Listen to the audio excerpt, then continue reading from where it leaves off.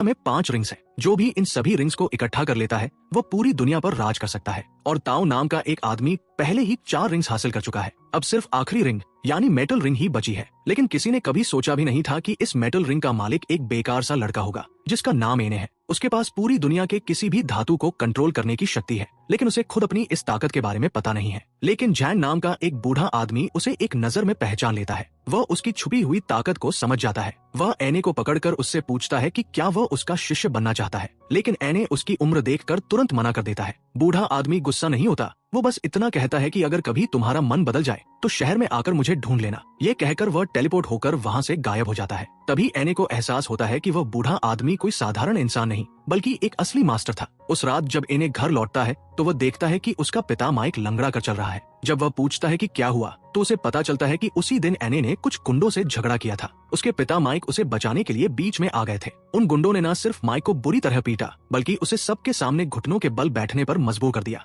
इतना ही नहीं, उन्होंने उसे अपने जूते चाटने के लिए भी मजबूर किया। अपने बेटे की खातिर माइक ने यह अपमान सह लिया। ये सब सुनकर एने के अंदर गुस्सा भर जाता है और वो तुरंत बदला लेना चाहता है, लेकिन उसे डर होता है कि कहीं फिर से उसके पिता को नुकसान न हो जाए। इसलिए वो फैसला करता है कि वह पहले ताकतवर बनेगा और फिर वापस आकर बदला लेगा। वह तुरंत अकेले ही शहर की ओर निकल पड़ता है उस बूढ़े आदमी को ढूंढने के लिए। उधर बूढ़े आदमी को पहले से ही पता होता है कि एने आएगा। जैसे ही एने वहाँ पहुँचता है, बूढ़ा उसे पकड़कर एक पल में एक भव्य हॉल में टेलीपोर्ट कर देता है। फिर वह जानबूझकर उसका खंजर छीन लेता है। वह ये परखना चाहता है कि एने वही इंसान है या नहीं जिसकी उसे तलाश थी। वो खंजर को हवा में उछाल देता है। एने उसके पीछे दौड़ता है और हाथ बढ़ाकर उसे अपने मन से कंट्रोल करने की कोशिश करता है। तभी अचानक वो खंजर उड़कर वापस उसके हाथ में आ जाता है। ये देखकर बूढ़ा आदमी पूरी तरह यकीन कर लेता है कि उसे वही व्यक्ति मिल गया है जिसका वो इंतजार कर रहा था। एने उसके सामने घुटनों पर गिर जाता है और उसे अपना गुरु मान लेता है। इसके बाद बूढ़ा उसे धातु को कंट्रोल करना सिखाने लगता है। अपनी प्राकृतिक प्रतिभा के कारण एने बहुत जल्दी इस कला में निपुण हो जाता है।